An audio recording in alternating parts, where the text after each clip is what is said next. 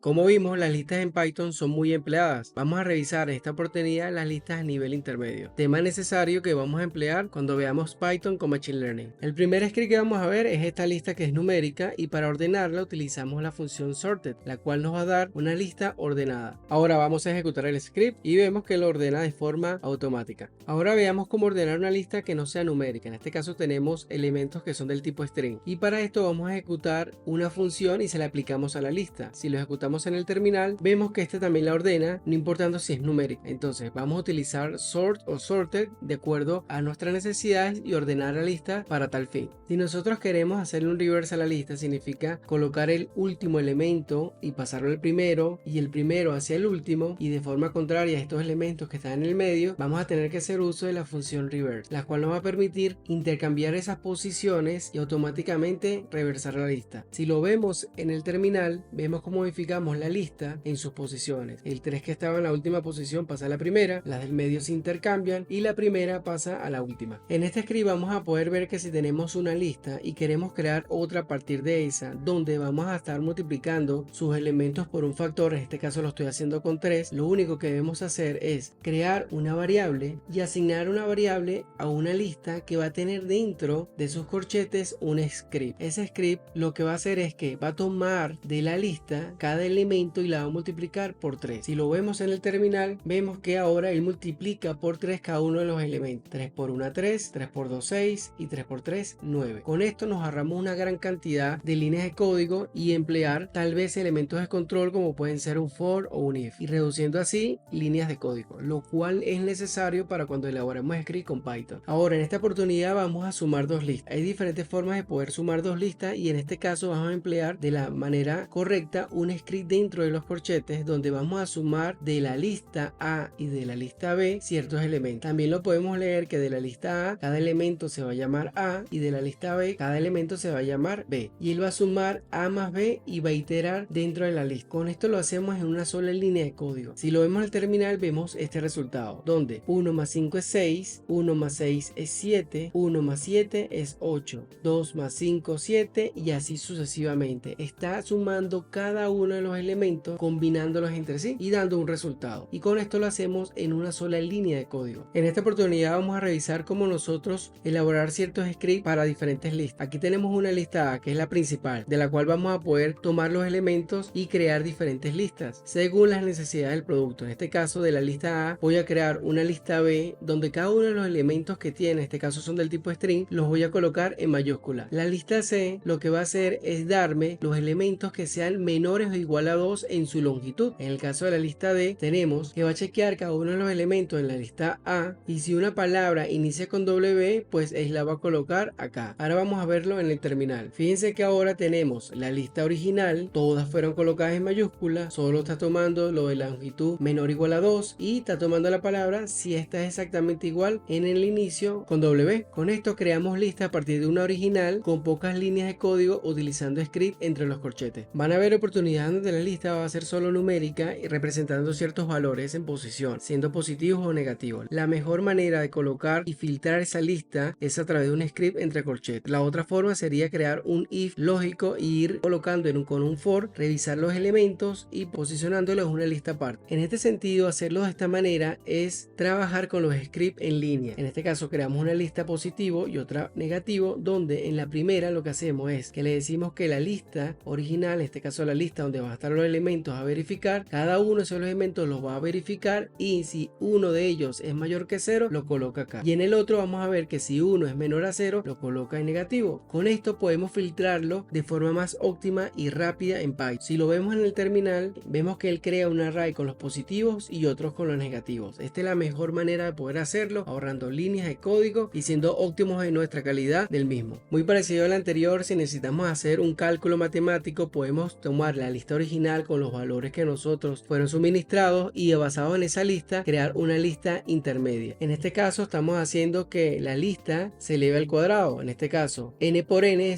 es multiplicar el primer valor por su valor al cuadrado, el 2 a su cuadrado, el 3 a su cuadrado, y en el caso de esta de lista al cubo es hacer multiplicación 3 veces dándonos un resultado al cubo. Si lo vemos en el terminal, vemos que la lista original es esta. Si la elevamos al cuadrado, 1 al cuadrado es 1, 1, 2 al cuadrado es 4, en el caso de la lista del cubo, 1 al cubo es 1, 2 al cubo es 8 y con esto nos ahorramos una gran cantidad de líneas de código nuevamente. Esta es la manera más fácil de optimizar cálculos en matemáticas. Esto sin utilizar librerías como NumPy, que lo veremos en otros videos. Ahora, saliendo un poco de las listas que son numéricas y cálculos, vemos que tenemos un mensaje aquí dentro de una lista. Cada uno de los elementos de la lista representa parte del mensaje que nosotros deseamos leer. Para nosotros unir el mensaje, en este caso unir cada uno de los elementos, podemos utilizar unir, crear una variable aparte y jugar con otros métodos. En este caso la idea es utilizar join, porque join va a permitir unir cada uno de los elementos que están dentro de la lista, pero con un concatenador. En este caso lo estoy colocando con un espacio en blanco. Si lo vemos en el terminal, aquí vemos que coloca todos los elementos de forma unida. Es la manera más óptima de poder nosotros concatenar strings si vienen dentro de una lista. En este ejemplo te lo presento porque muchas de las entrevistas de trabajo con Python te piden poder calcular o decirme la cantidad de elementos que existen dentro de la lista de manera más óptima. Podemos utilizar un if barriendo la lista y sabiendo cuántos elementos existen por cada uno de ellos, colocando un contador y colocándolo en otra variable. Pero con Python tenemos el .count. El .count nos dice la cantidad de. En este caso le estoy pidiendo que imprima la cantidad de f's que existen dentro de la lista y también imprima la cantidad de números 2 que existe. Entonces fíjense que esta lista está entre números y string. Viéndolo en el terminal vemos que nos dice 2 y 3. Hay 2 de f y hay 3 de 2. Adicional a poder utilizar el .count, tenemos una librería de Python que nos permite hacer esto de forma también óptima y es el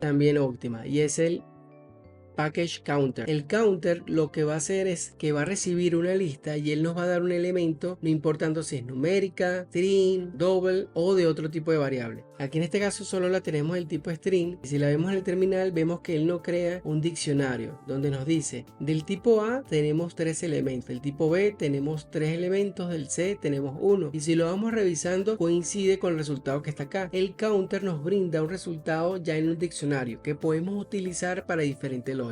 Counter es una librería específica para esto y que permite dar un resultado óptimo. Como ya pudieron ver, hemos revisado algunos métodos y trucos dentro de la lista de Python y con esto reducir una gran cantidad de líneas de código. Recuerden que optimizar líneas de código y optimizar el performance de la aplicación es parte de la estrategia utilizando Python, ya que los scripts deben ser reducidos, deben ser cortos y eficaces. Y también es un tema que nosotros veremos cuando veamos Machine Learning con Python, aunque hay unas librerías que también nos van a permitir optimizar, como en este caso último que vimos, que fue con Counter. Listas en Python es algo muy útil y necesario como programador de Python.